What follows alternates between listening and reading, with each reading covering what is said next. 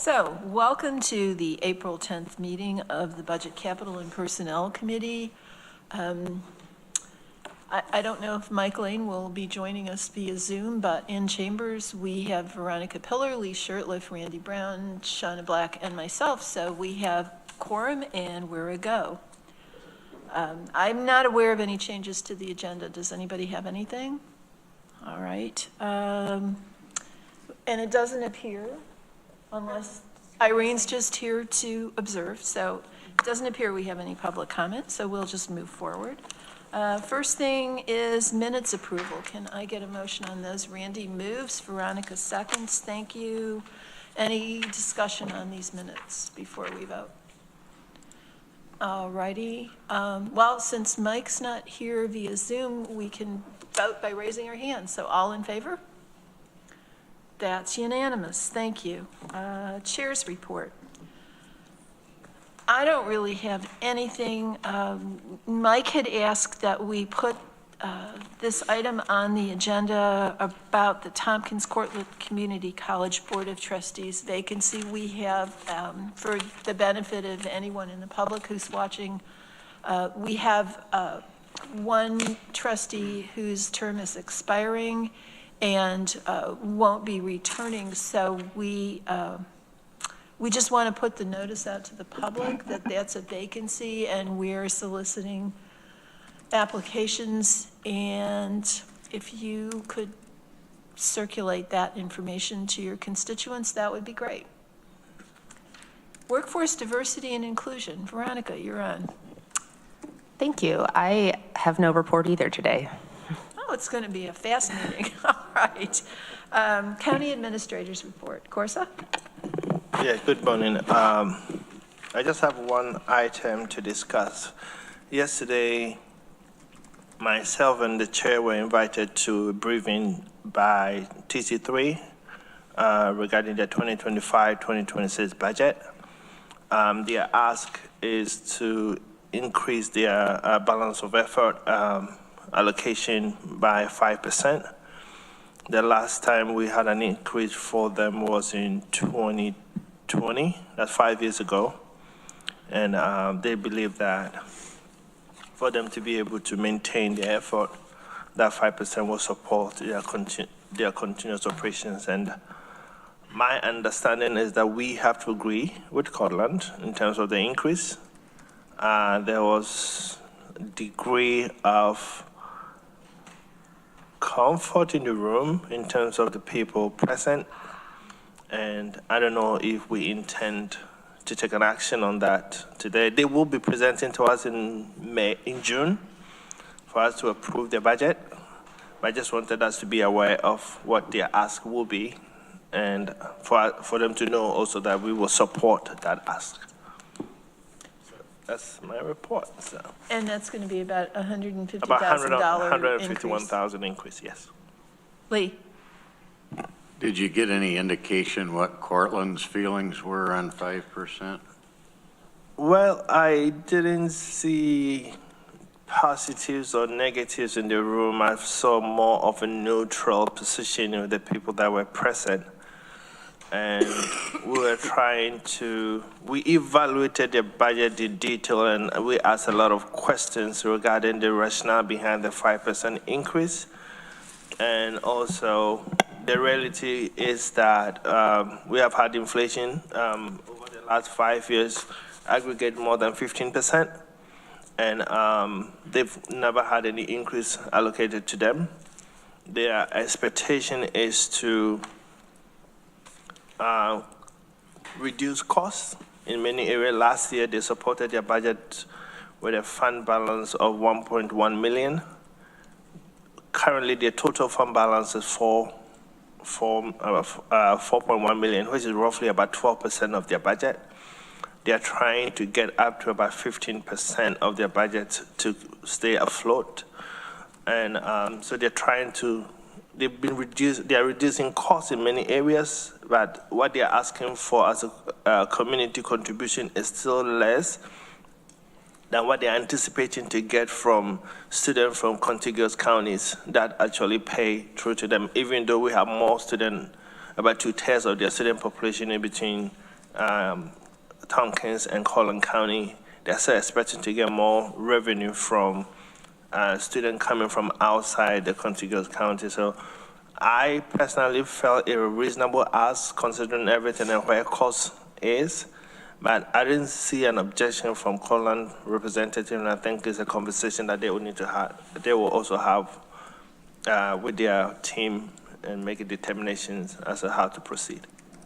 Well, thank you. Yeah, I know that's sometimes been the limiting factor is what Cortland's been able to do, so. Yes. Randy. Thank you. Yes, of course. So in our budget plan, we've talked about our capital plan quite a bit.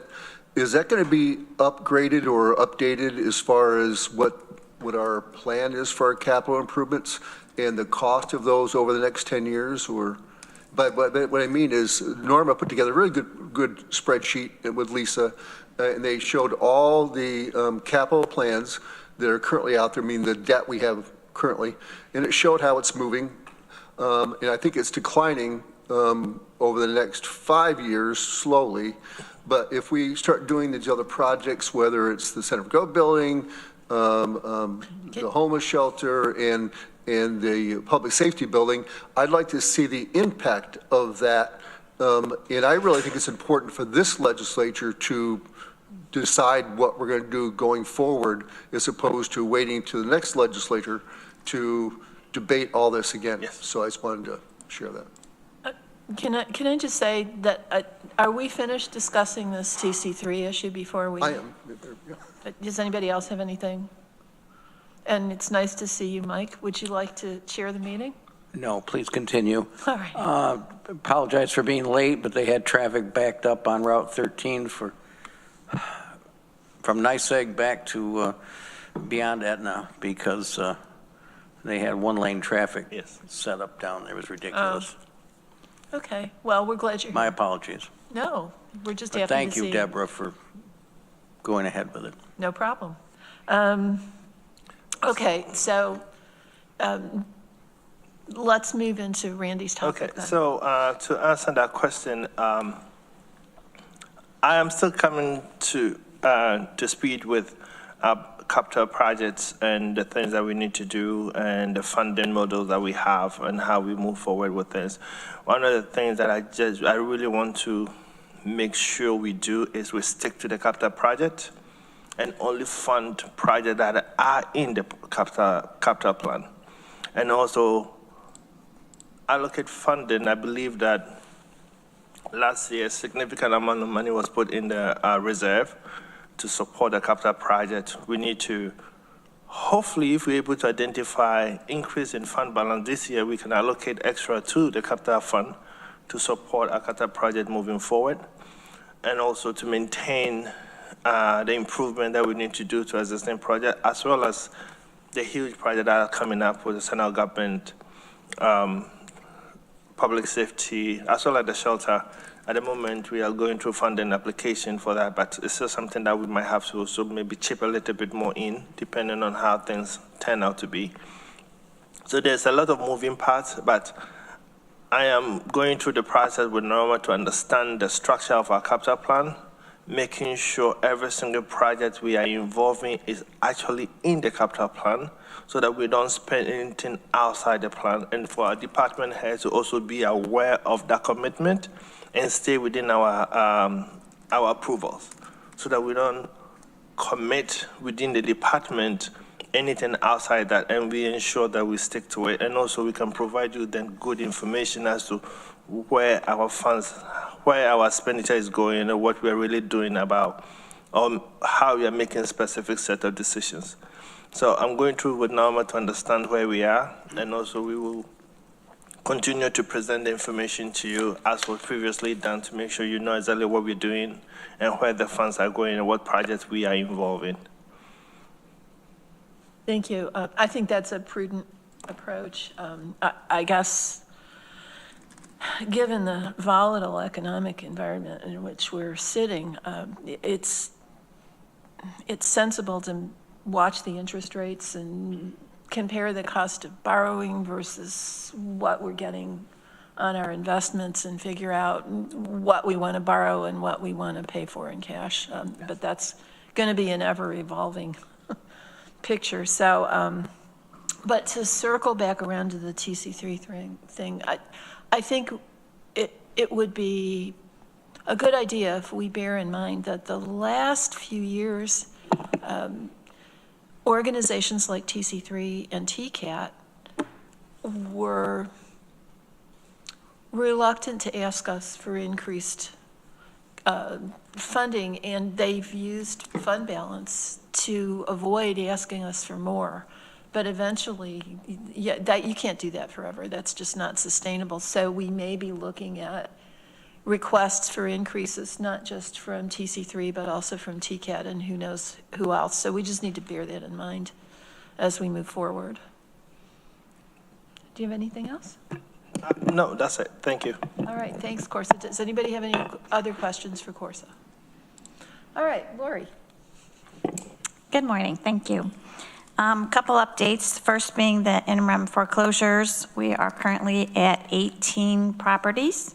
That's 12 residential, 5 vacant commercial, 11 residential, 5 vacant commercial, and 2 installments in default. We are proceeding with having an online auction this year, as we discussed, and that will be held from June 12th through June 23rd. And there will be announcements on our website, as well as information going out to last year's attendees of the auction, and I believe a press release. So we're working on all of that to get that information out. Great, that's it? Well, that's one of okay. 3. All right. The next thing I wanted to let you know about is... Excuse me, Lori, may yes. I ask on the online, you gave a range of dates there. Does that mean it's going to be open during those periods? It's going to be like a sealed bid? It's not a sealed bid, but they can bid on it on the internet through the link, so they can put in their bids on the properties during that open period. So do they see other people's bids so that they can up their bid to be competitive? Is that how this works? I'm not sure if they can see them or not. I can find out, though. Okay. Well, then, wouldn't everybody wait till the very last minute to put in their bid? Just like if you're bidding on eBay or something? I'm not sure. I can find out more specifics on that. But the thing with eBay, Mike, is that you can see the price go up. So if you put in another bid. Yeah, but the smart bidders always wait till the last minute. No, I understand that, but I think it's probably going to work a lot like eBay. I can find out. I don't know enough about it. Maureen? I'm not sure either, but I would think you need to know to have a lively auction, you need to know what everybody's bidding. Yeah. I'd be interested to know how it's going to proceed. Well, it'll be an adventure for all of us. Okay, Lori, number 2? Number 2 is the review of the library. As we mentioned before, Insero was granted the contract to review the library's books.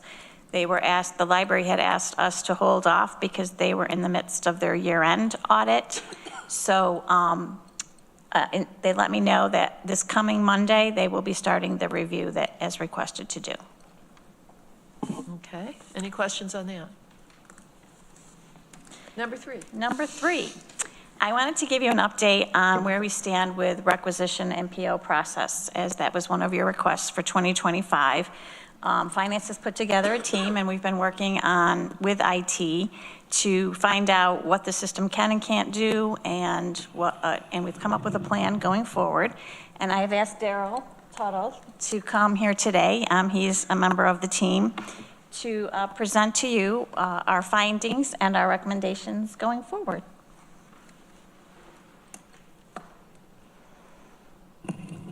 Thank you.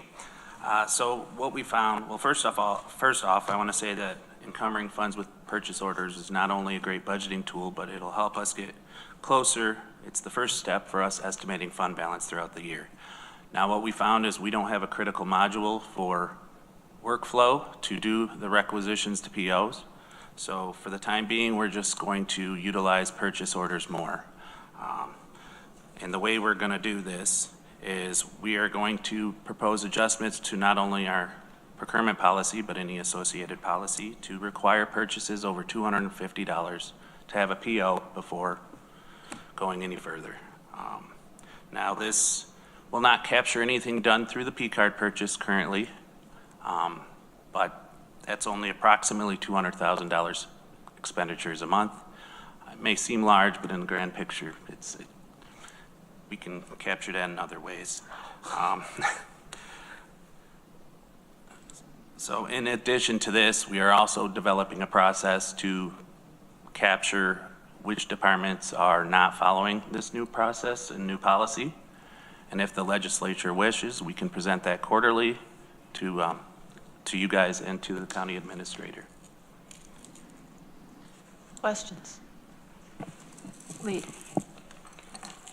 I've been removed from working on the internal budgets for 5 years, so the P cards were just kind of a newer item when I got done. What are they primarily used for? You're a couple $100,000 a month. Is it things like fuel and so on, or incidental expenses, or are there a lot of vendors that you have to work through those with? It ranges. Anyone with a P card has a limit, so I think the highest limit is 5,000, but most have about 2,500. So it ranges from travel and training to, small professional services charges. I mean, the biggest requirement is that it doesn't have a credit card fee on it, and that it still follows our procurement policy. They more or less replace the use of the credit cards then, I'm assuming. In some that the cases, departments it's use reduced it. the need for petty cash as well. Okay. Randy? Yeah, thanks for doing this. I think it's really important and to make sure that you know what's going on in various departments. Last year, in looking at our budget, is what happened in 2024, revenues were really confusing to understand how people were budgeting for revenues or in some were higher, some were lower.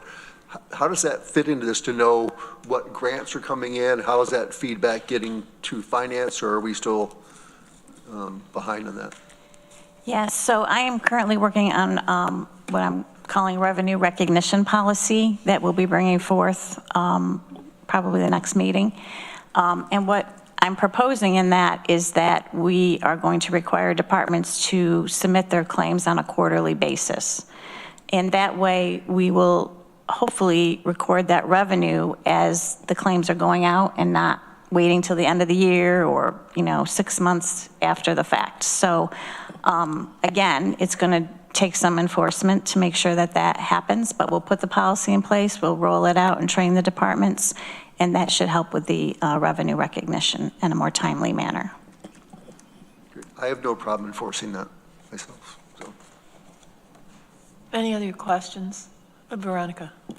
Thanks. Daryl, I guess this is for you. You mentioned being willing to update us on departments that are not following the purchase order policy, and I don't necessarily want that in a public meeting anyway, but I am curious how, just as it is now, how's it going with departments, being on board to the new, and I don't know how much this is a new policy or just a new norm, and what barriers are you finding? So we haven't implemented this policy that we're talking to you about right now, although I will let you know that in our research, we did find an old accounts payable policy that is in place that nobody has been enforcing all these years that already requires the $250 PO. So no changes really have been made, but we haven't really enforced it because I'd like to roll it out to the departments. I'd like to give them training on how to enter a PO in case they're not familiar with that, so we can get rid of some of those challenges. Our intent is absolutely to give a report to the county administrator on any departments that are repeat offenders, if you will, on the Recidivists. on the policy after we've had our training and rollout. Okay, thank you. I guess like when or if that comes, I'd be curious to know why the repeat offenses, I guess, or like what is, because I'm assuming that every department's got really different purchasing needs and structures and stuff.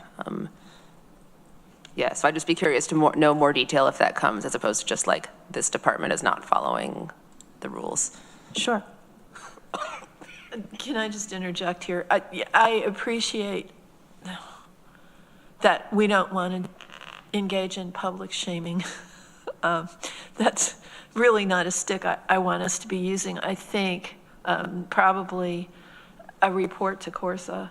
I don't see any reason why the legislators couldn't be included on the distribution of that, but not to be discussed publicly unless and until we have a real problem with a repeat offender, and then we're going to have to deal with it.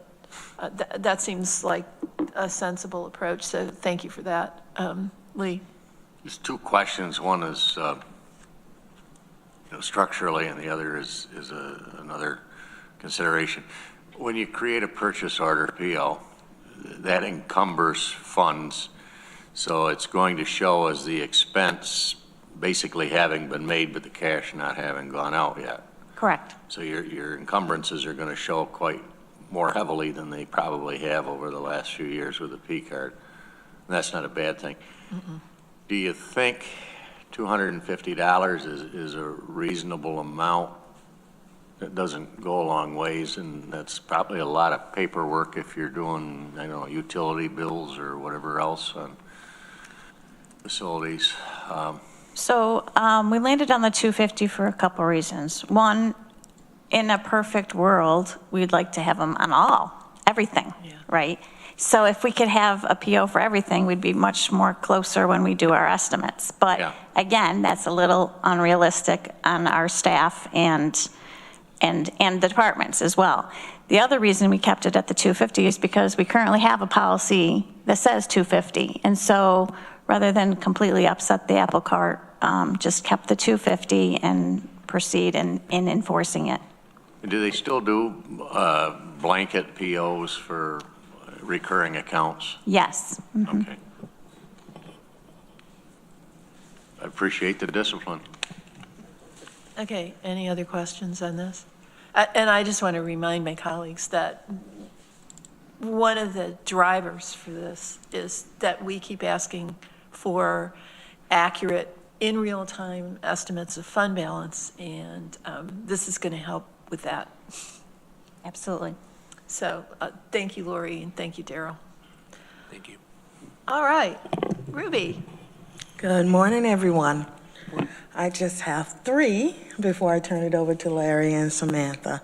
During last month's meeting, I announced that the HELP program the state had extended to June 2026.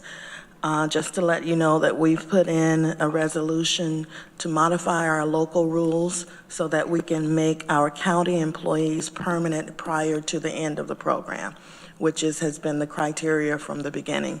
So when we started 2 years ago, those people who've been in HELP titles for more than 6 months will now be able to become permanent now instead of waiting for June 2026. So as soon as the state approves our resolution to our local rules, we will proceed with that. The second thing is we announced that we were planning a lunch and learn for county departments on June 18th of this year. I wanted to let you know that legislators will be invited if you're interested in civil service processes or just to hear the questions coming from the departments. We've been very successful with the lunch and learns with our municipalities and villages, and now we're extending it to county departments. Again, that's June 18th. The third thing to follow up is we have here today our new training and development coordinator that you all so graciously approved for our budget last year. And she's here to introduce herself and her goals. I think I will have her go before Larry. Larry is our numbers man, and he will close out the report for HR. All right. Hello, glad to be here. I'm Samantha Almendinger. Like Ruby said, I am the new County Training and Development Coordinator. I came from DSS, so I've worked in the county for the last 6.5 years at DSS as the Staff Development and Quality Coordinator. So I've had a lot of experience in the county, and I'm looking forward to working with all departments in this role. My first steps are to work with the county engagement team to complete a needs assessment and get that rolling hopefully next week. And then I'll be meeting with department heads and deputies to go more in depth on the needs. And then I'll be using all of that feedback to begin development of the program, and then of course assessing needs like as things go. Well, welcome. Thank you. What's your Thank last you. name again? Almendinger. Almendinger? Yes. Okay, got it. Any questions for Samantha? Or Shauna, I'm sorry. Samantha, Shauna? Samantha. Right, okay, good. I'm old. I have trouble. Any questions? Well, thank you. Welcome. Thank you. Okay, numbers, man. All right, they let you off easy. That's nice. All right, good morning, everyone. I'm going to run through these numbers for you like we usually do. So we're going to, staff totals, we're at 815 county staff, 326 election workers, and 50 JTPAs for March. Recruitment, so we got some big numbers. We have 101 positions posted right now on our vacancy page, which is, I think, the most that I've ever seen there since I've been here. How many there? 101. Wow. 70 of those are for our municipalities, just kind of keep it in perspective. So outreach last month, Cortland County Workforce Development had a high school targeted job fair at Cortland State, and we were there for that. They had 13 or 15 different high schools in the area all come for the day, so it was a great networking opportunity there. Then of course, my usual stuff that I do is, TST BOCES, I'm out doing mock interviews, job fairs at TC3, and all of my usual stuff that I do. Applications, we processed 596 applications in March, which is 50-something more than last year at this time. So that's a nice number to see. So civil service test 3, we had 129 people apply for civil service exams in March. We gave 18 tests, civil service exams, and we had 28 people show, and then we had one alternative that we had to set up for. Help submissions, of course, we have 73 county staff that are in the help program right now, which is a great number. And we onboarded 14 additionals. Out of those 14, 13 of them signed up for our health benefits, 6 for the dental, and 3 for the FSA. So that's kind of nice to see too. And 2 of them elected for our supplemental insurances that we've started to offer. So that still continues to be a pretty good number for people just coming in and realizing that we offer all these additional insurances for folks. Leaves were 33 for disability, cancer screening 18, bereavement was 13, and we still had 6 for COVID for March. Well, those are my numbers. Any questions? Thanks, Larry. Any questions, Lee? How do you think the market adjustments are helping or not that we've done over the last year? When I'm out discussing, last week I was in Groton School for the whole day, right? Thank We're you. talking about salaries. I love it. I get to teach a class every 45 minutes.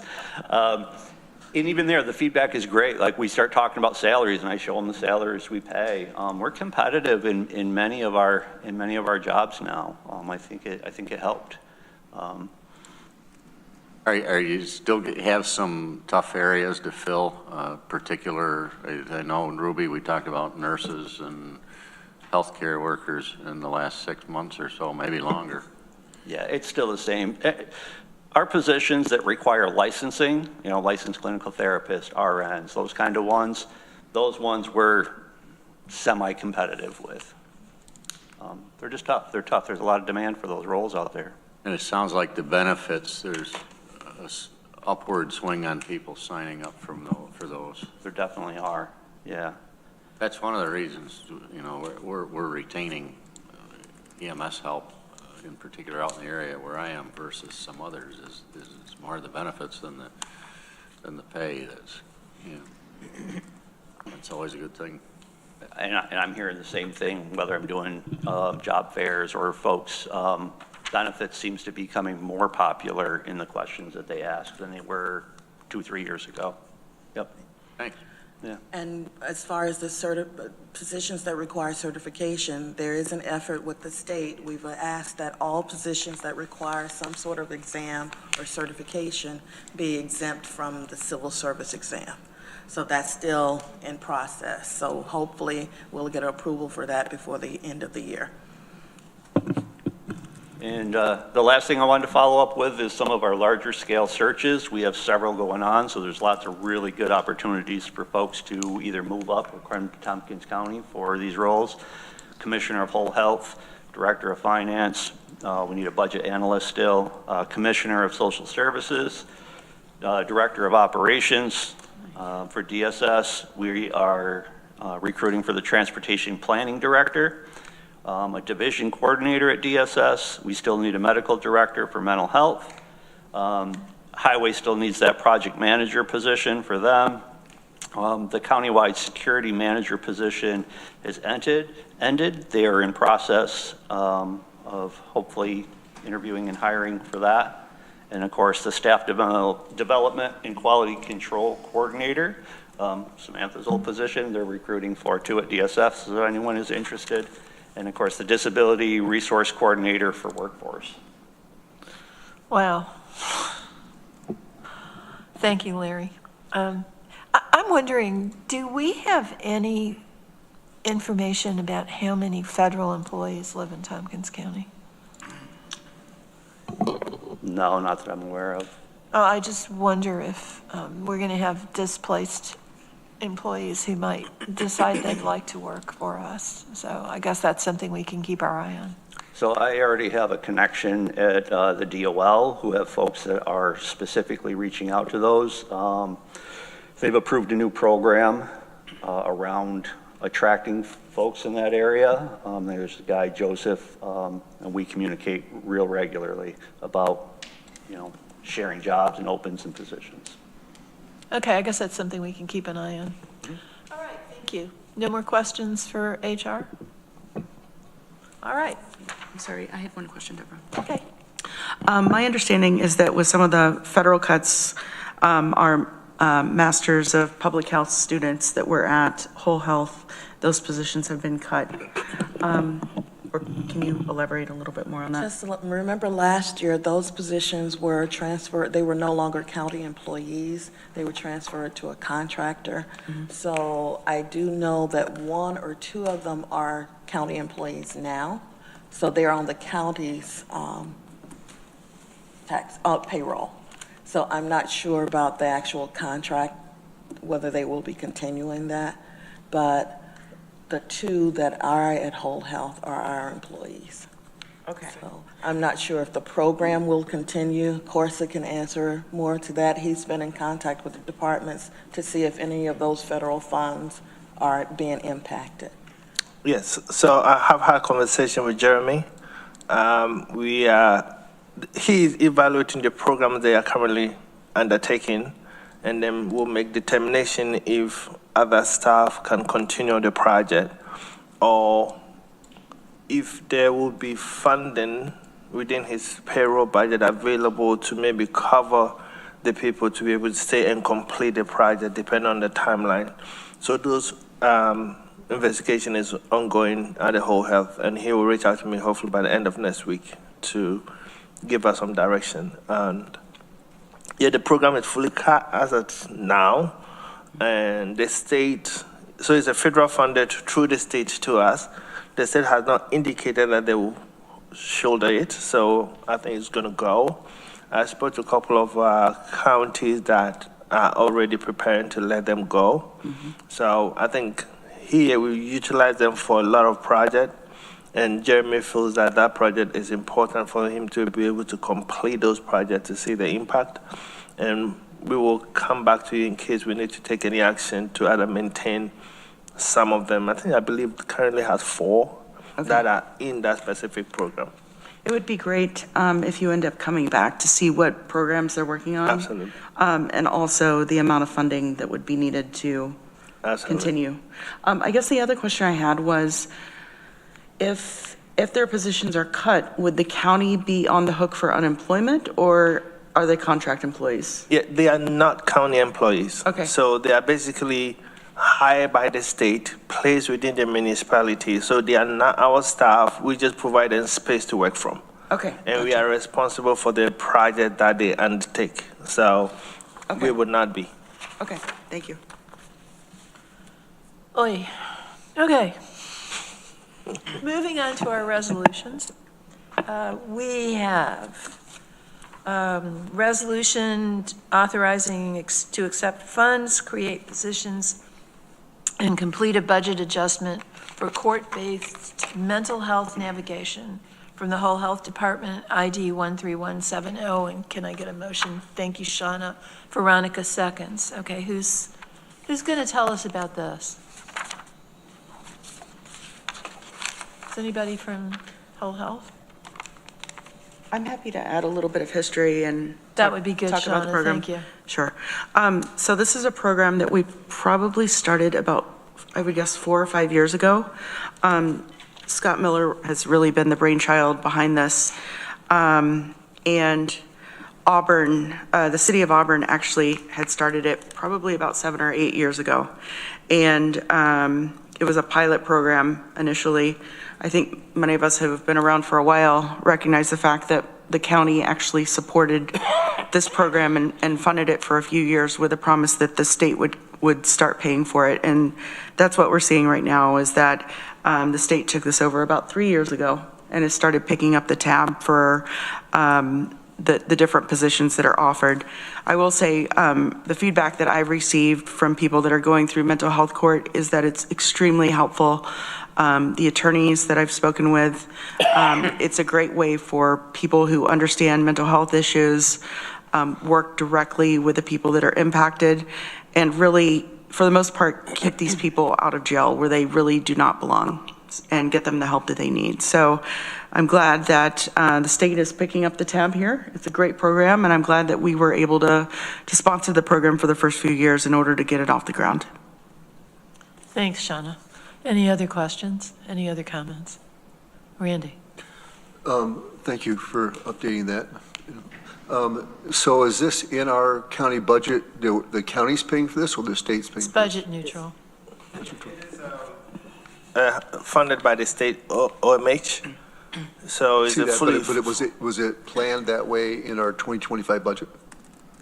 I will not be able to answer that. But the assumption is if we are amending the budget now, it means it is not in the budget. We are not recognizing it in the budget. I can answer that. Okay. So this position is actually a new position. It's a social worker that's going to work with the people that go through the system. They did not have this position last year in the court system. Great, thank you. If I just want to add to that, if you remember, I don't know whether I believe you guys did the same. Through DSS, the state gave them some money to create family-centered position to help with homeless family last year, and most counties had to create the position in the mid-year because the state wanted the counties to start working on that. So these are some of the things that comes midstream, and they would recognize it along the line when it comes down. So is this position filled right now? No. Okay. We're creating it. We are creating it. Okay. Okay, we ready to vote? All in favor? That's unanimous. Thank you. So our next resolution is contingent fund appropriation to county administration and the Community Justice Center to fund law enforcement recruitment. And that is ID 13189. Can I get a motion on that, please? Veronica moves, Shauna seconds. Who's here to talk about this? I know that passed through Public Safety Committee a couple weeks ago, that there were funding set aside for advertising for law enforcement recruitment efforts. The only question that was raised there by, I think Mike Sigler, was whether he thought that WSKG was the most effective place to do the radio advertising, whether it reached into broader communities than that we would like to be promoting law enforcement recruitment with. And I think he suggested he might bring it up at the legislature meeting to broaden or at least give some flexibility to spread the wealth? Yeah, or redirect it if a community justice center thought that there were better places to promote. Okay, well, since he's not here, I think we'll leave that for the legislature's consideration. Yeah, just be aware. Yeah, thanks, Lee. Veronica?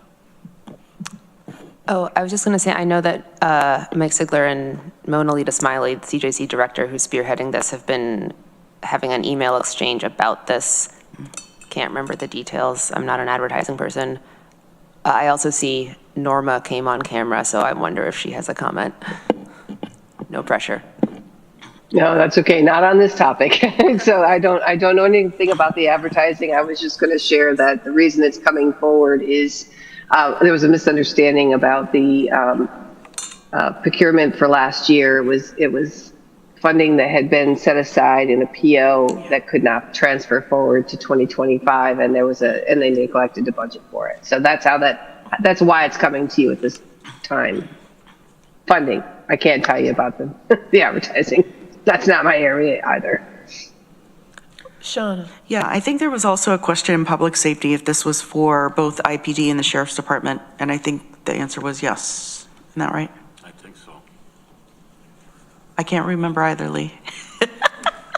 Well, we'll just let Mr. Sigler and Mona Lita Okay. work through this, and by next Tuesday, we'll probably know more. Sounds good. Everybody ready to vote? All in favor? Thank you, that's unanimous.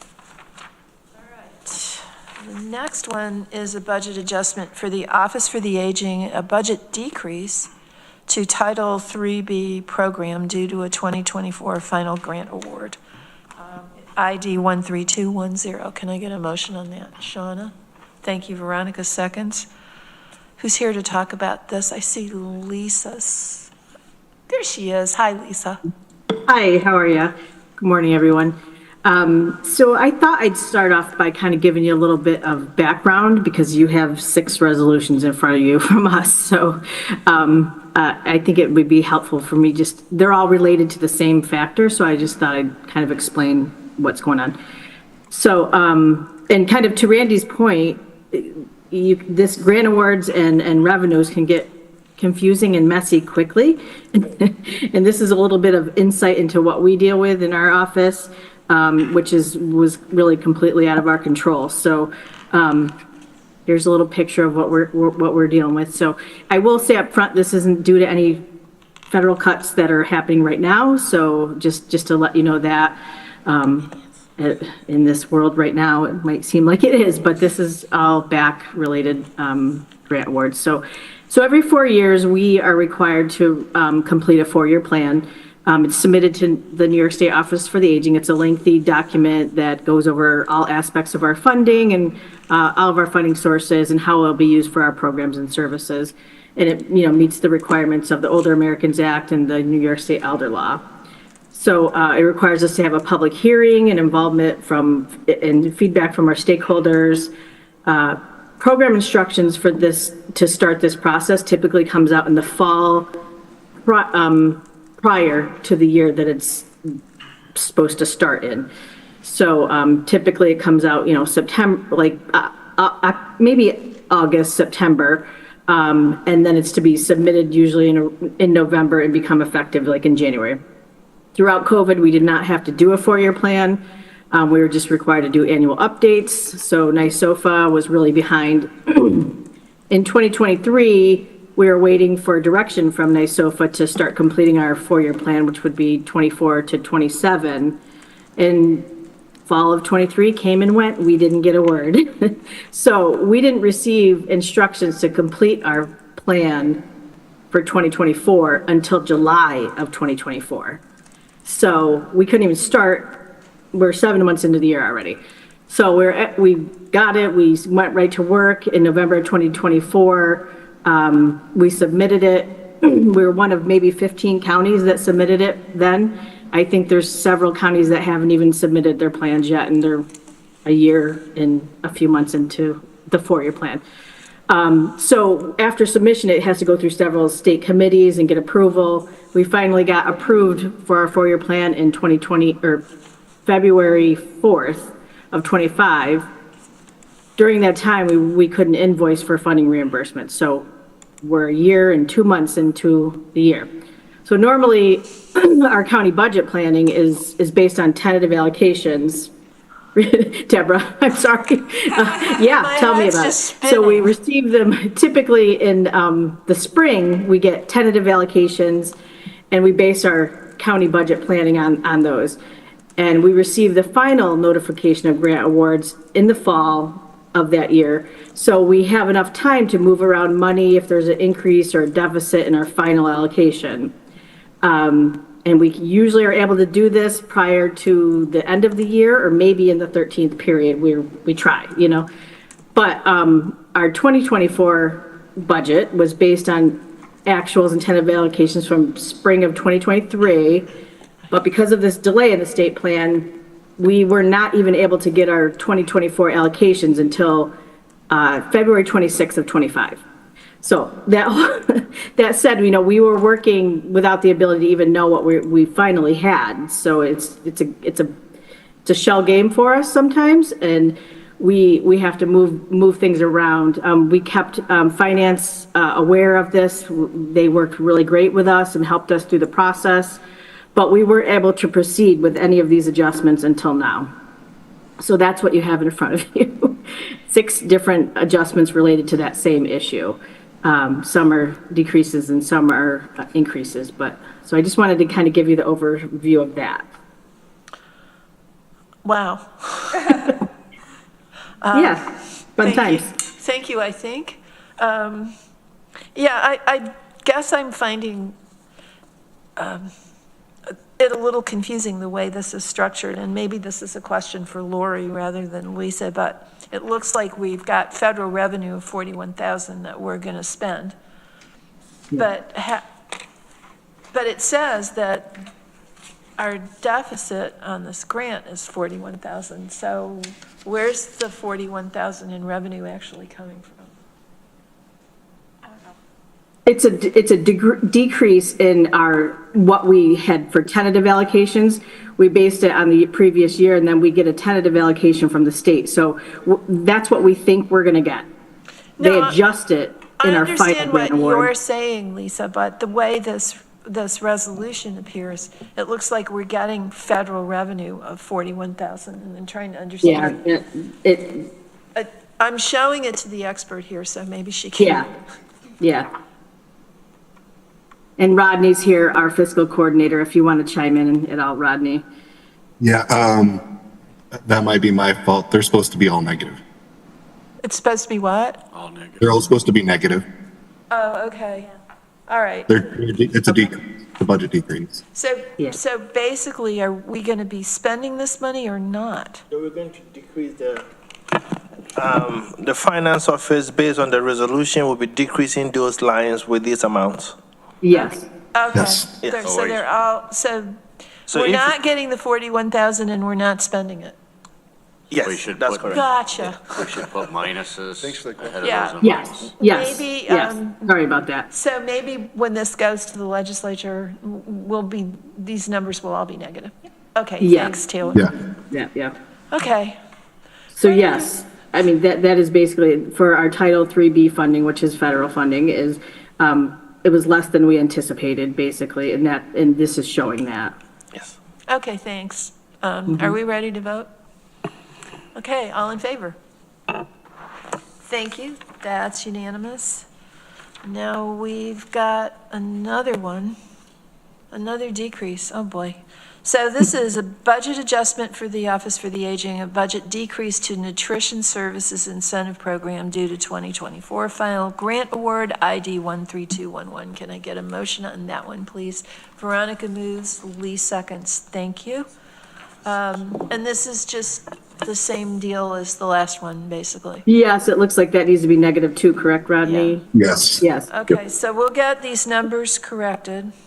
Yes, so this was a decrease in the NISIP program, and which decreased the amount of funding for our contract with FoodNet. But the following resolutions get a little bit better, so there's some bright spots in it, just to let you know. That's unfortunate, it really is. Okay, are we ready to vote? All in favor? That is unanimous, thank you. Okay. Oh, good, we got an increase. All right. Next one, Budget Adjustment Office for the Aging, budget increase to Unmet Needs Program due to 2024 final grant award. Oh, this is a big one, $74,000. Nice. Can I get a motion? Shauna moves, Veronica seconds. Thank you. So this is a case where we got more money than we expected.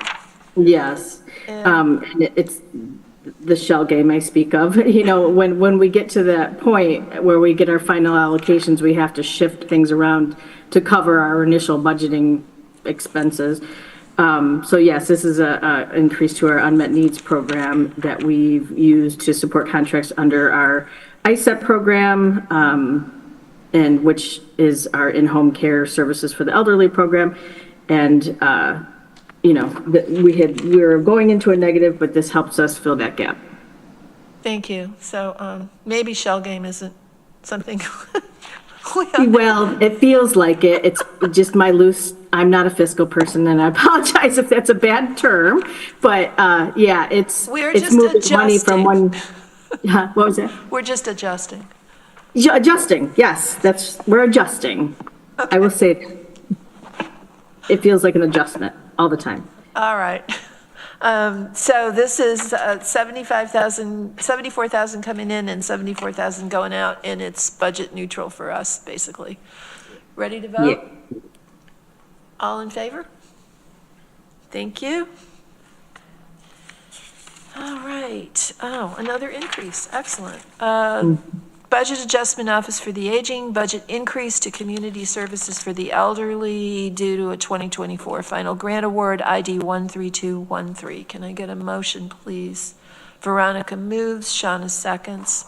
So this is 15,000 plus increase in grant funding, and it's going to be contracts. Yeah, to increase our Law New York contract to provide legal assistance. Great. Any questions for Lisa on this one? All in favor? Again, that's unanimous. Thank you. Okay.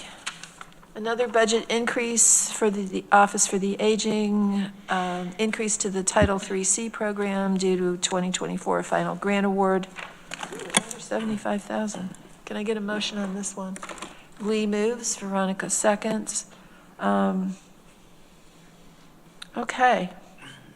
So this kind of covers that initial decreases in our budgeting for FoodNet. So it looked like that they were, you know, receiving, what, $40,000 less in one. But this, you know, kind of covered those areas for us and puts us in line with what we originally had in our budget, and actually a little bit of an increase. So the majority, so a good chunk of this money is going to FoodNet to continue Meals on Wheels? It all does. Yeah, all our Title C3 programs do. It's for congregate and home delivered meals. Okay. Any questions? Ready to vote? All in favor? Thank you. That's unanimous as well. And I guess we're to the last one of these, another budget increase. Actually, you came out ahead, didn't you? I think so. Rodney can confirm. Yeah. Yeah, yep, we did. Looks like 85,000 reduced and 200,000 ahead, so. All right, we'll take that, right? Yes, for sure. Okay, so this is a Budget Adjustment Office for the Aging, increase to the Wellness and Nutrition Program due to 2024 final grant award, ID 13315. Can I get a motion on this one, please? Veronica moves, Randy seconds. Thank you. All in favor? That is unanimous. Thank you, Lisa. Randy? Yes, Lisa, thank you. Glad it's up then versus down overall. How does this work? Do you have to bill the state, or do they just fund you? And then you just pull off of those funds? How does it work? I'll let Rodney answer this one. Sure. So essentially, the county puts the bill first, and then we claim for reimbursement every quarter. Thank you. Yep. Good, then you will be in compliance with Lori's new system. Very Yes. good. All right. It does make it difficult when we get pushed so far behind to be in compliance. And I think that was my original point, that, sometimes it's out of our control, our accuracy in relaying that information to everyone. Well, the more moving parts there are, the harder it is to keep them all in place. Lori, and then Mike had a question. Yeah, I just want to thank Lisa and Rodney, because they have definitely worked with finance and kept us informed through this whole process. And so we were able to know about it, account for it, and appreciate that very much. We appreciate all your help as well. Oh, I just love it when we play well together. Okay, Mike. Just maybe to Lisa or maybe to Corsa, are we hearing anything out of Washington that's putting any of these normal grants that we get at risk? Well, not currently. The Administration for Community Living was dissolved, which is always concerning.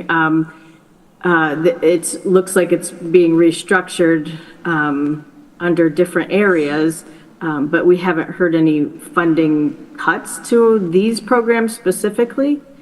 So right now,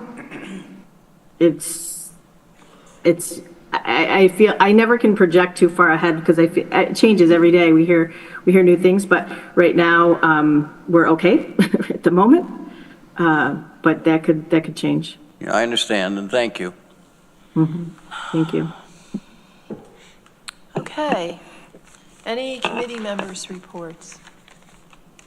Lee? Not a report, but I want to ask Lori a question based on current news.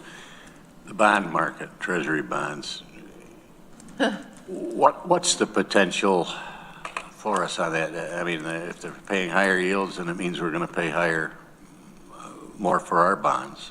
Is that the short of it? Yes, so, it's unstable at the moment. Things are all over the board. We typically do our bonding once a year, and that's next February. So I guess I'm hopeful that things will settle down before then. But yeah, absolutely, it affects our costs of borrowing when those rates are in movement. So sometime back to Corsa's chore to develop a capital program and try to anticipate it with the volatility where we may be come February and beyond. Well, hopefully we'll know a little more by the time we get to our budget process in the fall, too.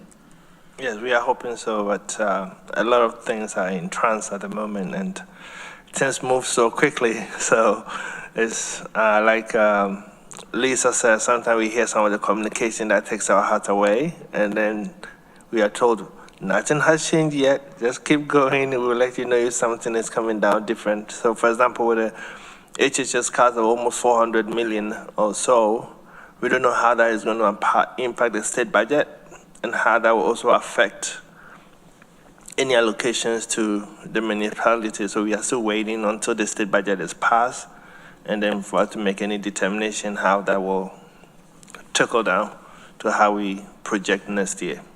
And sometimes too, maybe the numbers will be passed as is, but changes may come in, because from a lot of county administrators' conversation is that the state may have to revisit their budget, even if it's passed as is, somewhere in the middle of the year, because they are challenging the federal cuts, but until the courts settle that, we will know how that will impact us.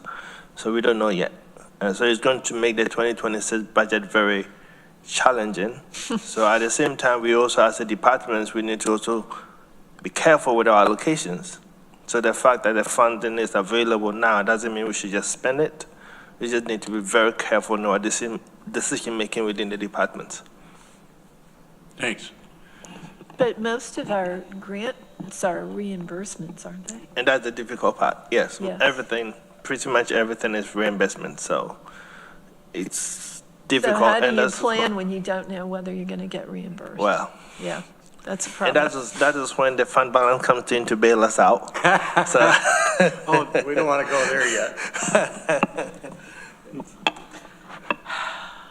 Can't wait to have that argument again. Okay. Okay, anything else? You're still crisp, Deborah. I try. All right, if there's nothing else, we stand adjourned. Thank you all. Thank you. no, that's okay.